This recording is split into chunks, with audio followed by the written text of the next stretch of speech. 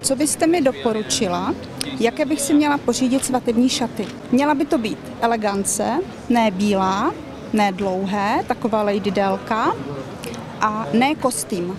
Teď jsem trošku v rozpacích, protože vy jste to vlastně všechno řekla za mě.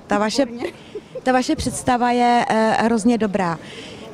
Já bych to taky dala do takový nějaký jako lomený bílý a myslím, že k těm vašim narezlým vlasům by to bylo skvělé. Já myslím, že předpokládám, že se bavíme o šatech nevěsty. Ano, ano.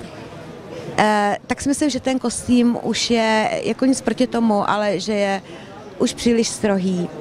A já bych to viděla na takový jako jednoduchý, elegantní, asi když řeknu takový ikonický styl Audrey Hepburn, taková jako jemně toho francouzského šarmu. Až mohla bych jít do krajky? Mám ráda krajku.